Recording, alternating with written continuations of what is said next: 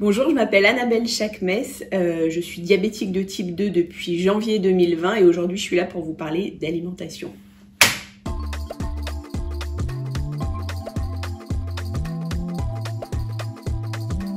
J'avais l'image très archaïque du diabète qui était le diabète de mon grand-père. Mon père est diabétique, tout s'arrêtait. Enfin, je suis journaliste gastronomique, culinaire. Je me souviendrai toujours, hein, j'ai appelé plein de mes amis chefs quand on m'a diagnostiqué mon diabète et je leur ai dit voilà, c'est pas grave, t'as pas un poste à la communication ou je sais pas, je vais faire autre chose de ma vie, c'est pas grave.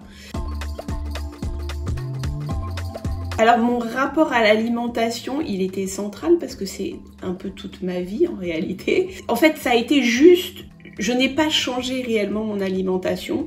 En revanche, j'ai adapté des choses. Le livre, j'ai eu envie de le faire parce que quelques mois après l'annonce de mon diabète à moi, ma tante m'a appelée en me disant que voilà, on lui avait diagnostiqué aussi un diabète. Je l'ai sentie assez démunie en réalité. Et moi, en 6 mois, comme je suis hypocondriaque, j'avais eu le temps de m'informer et de chercher des choses. Et je me suis dit que ça serait quand même sacrément égoïste de ne pas partager avec les autres. Ce livre, il parle du fait que votre vie ne va pas changer. En fait, ce livre vous explique que vous allez pouvoir manger. C'est comme un puzzle. On a toutes les pièces, mais il faut les mettre aux bons endroits.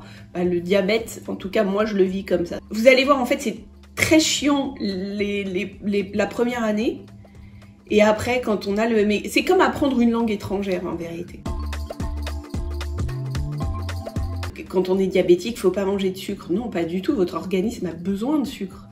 C'est juste que votre organisme ne l'assimile pas comme il faut, en fait. Être diabétique, ça ne veut pas dire arrêter de manger du sucre. Ça veut dire le manger différemment. Et la vraie question que je me pose toujours pour savoir si je peux ou si je peux pas, ou comment je le fais, c'est, par exemple, j'ai arrêté tous les sodas. Parce que dans ma tête, je me dis, voilà, est-ce que tu es prête à marcher 4 km pour un cola, par exemple? Ben, je crois pas. Est-ce que tu es prête à marcher 4 km pour un gâteau Pierre Hermé? Ouais. Et en fait, ça n'est que du bon sens en vérité. Est-ce qu'on peut manger tout ce qu'on veut quand on a un diabète? Oui. Oui.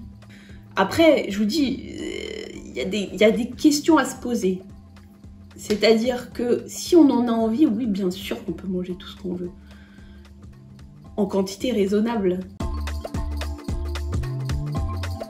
Par exemple, un truc tout bête, mais si j'ai un très gros repas dans un restaurant, je vais marcher avant d'arriver au restaurant.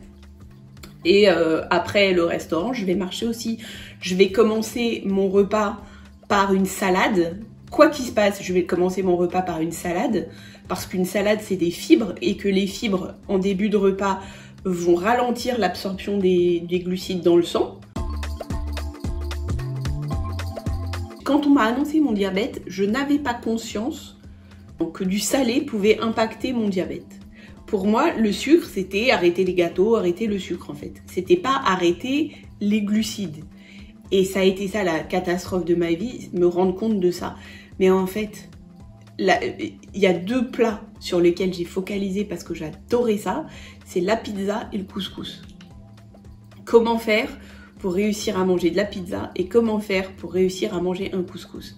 Bah j'ai réussi en fait. Mais ça a été juste de la réflexion, des essais, comprendre. Le diabète, il faut faire très attention parce que c'est un marathon, c'est pas un sprint. Donc si on se met des restrictions très fortes, on va pas tenir.